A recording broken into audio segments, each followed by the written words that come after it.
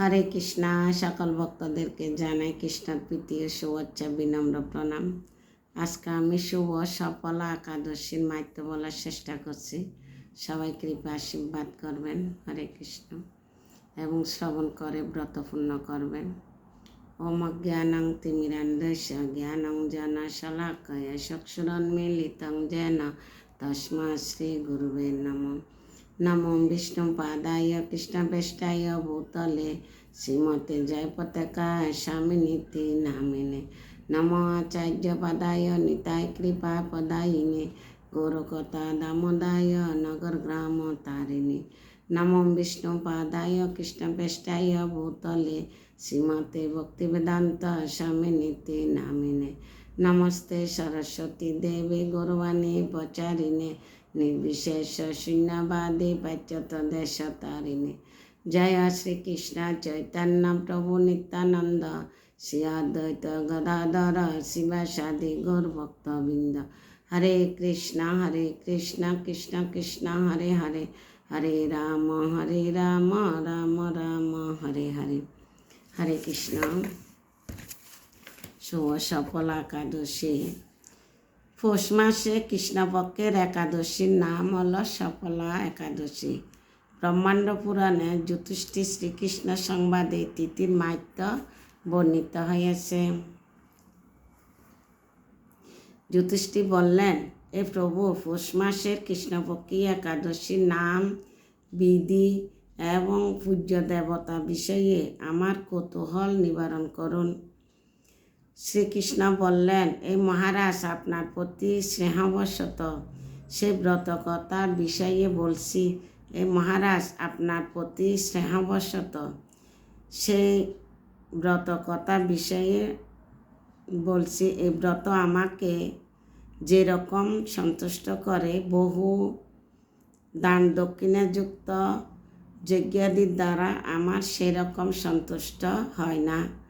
তাই যত্ন সহকারে এই ব্রত পালন করা কর্তব্য। পৌষ মাসে কৃষ্ণপক্ষী একাদশীর নাম সফলা। নাগদের মধ্যে যেমন শেষনাগ, নাগদের মধ্যে যেমন শেষনাগ, পক্ষীদের মধ্যে গরুর, মানুষদের মধ্যে ব্রাহ্মণ, দেবতাদের মধ্যে নারায়ণ সর্বশ্রেষ্ঠ, তেমনি সকল ব্রতের মধ্যে একাদশী ব্রত সর্বশ্রেষ্ঠ।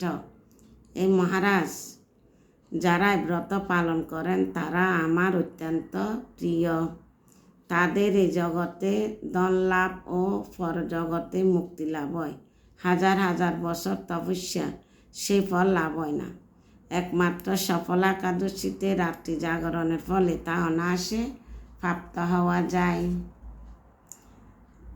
মহিষ্মত নামে এক রাজা প্রসিদ্ধ চম্পাবতী নগরে বাস করতেন। রাজার 7 জন পুত্র ছিল, কিন্তু তার জ্যেষ্ঠ পুত্র লম্বক সর্বদাই পরস্ত্রী গমন, মদ্যপান প্রভৃতি অসৎ কার্যে রত ছিল। সে সর্বক্ষণ ব্রাহ্মণ ও বৈষ্ণব দেবতাদের নিন্দা করত। পুত্রের এই আচরণে ক্রুদ্ধ হয়ে রাজা তাকে রাজ্য থেকে বাইর করে দিলেন। স্ত্রী, পুত্র, পিতামাতা, আত্মীয় স্বজন পরিত্যাগ হয়ে সেই এক গভীর বনে প্রবেশ করল। সেখানে কখনো জীবত্যা, আবার কখনো চুরি করে জীবন ধারণ করতে লাগলো। কিছুদিন পর একদিন সেই নগরে প্রহরীদের কাছে ধরা পড়ল, কিন্তু রাজপুত্র বলে সেই অপরাধ থেকে সে মুক্তি পেল। পুনরায় সে বনে ফিরে গিয়ে জীবত্যা ও ফলমূল আহার করে দিন যাপন করতে লাগল। এই বনে বহু বছরের পুরানো একটি বিশাল অশ্বত্থ বৃক্ষ ছিল। সেখানে ভগবান শ্রী বাসুদেব বিরাজমান বলে বৃক্ষটি দেবত্ব প্রাপ্ত হয়েছে। সে বৃক্ষতলে বুদ্ধি লম্বক বাস করত। বহুদিন পর তার পূর্বজন্মের কোনো পুণ্যর ফলে সে পৌষ মাসের দশমী দিনে কেবল ফল আহারের দিন অতিবাহিত করল। কিন্তু রাত্রিতে অসহ্য শীতের প্রকোপে সে মৃতপ্রায় হয়ে রাত্রি যাপন করল। পরদিন সূর্যোদয় হলো, সে অচেতন হয়ে পড়ে রইল। দুপুরের দিকে তার চেতনা ফিরল। ক্ষুধা নিবারণের জন্য সে অতি কষ্টে কিছু ফল সংগ্রহ করল। এরপর সে বৃক্ষতলে এসে পুনরায় বিশ্রাম করতে লাগল। রাত্রিতে খাদ্যর অভাবে সে ক্রমশ দুর্বল হয়ে পড়ল। সে প্রাণ রক্ষার্থে ঈশ্বরের উদ্দেশ্য ফলগুলি নিয়ে, এই ভগবান, আমার কি গতি হবে বলে অশ্রুপাত করতে করতে সে বৃক্ষমূলে, এই লক্ষ্মীপতি নারায়ণ, আপনি প্রসন্ন হন বলে নিবেদন করল। এভাবে সে অনাহারে ও অনিদ্রায় সে রাত্রি যাপন করল। অজ্ঞাতসারে ভগবানের সেবা করার কি পরিণাম ফল ভগবানকে প্রাপ্ত হচ্ছে। ভগবান নারায়ণ সেই পাপী লম্বকে রাত্রি জাগরণকে একাদশী জাগরণ এবং ফল অর্পণকে পূজা বলে গ্রহণ করলেন। এভাবে অজ্ঞাতসারে লম্বকের সফল একাদশী ব্রত পালন হয়ে গেল। প্রাতকালে আকাশের দৈববাণী হলে, পুত্র, তুমি সফলাবতের পুণ্য প্রভাবে রাজ্য প্রাপ্ত হবে। ওয়াহ! সে দৈববাণী শোনা মাত্র লম্বক দিব্যরূপ লাভ করল। তার পাপ বৃদ্ধি দূর হল। সে পুনরায় নিষ্কপ রাজ্য লাভ করল। স্ত্রী পুত্র সহ কিছুকাল রাজ্য সুখভোগের পর পুত্রের উপর রাজ্যের ভার দিয়ে সে সন্ন্যাস আশ্রম গ্রহণ করল। অবশেষে মৃত্যুকালে সে অশোক অভয় ভগবানের কাছে ফিরে গেল।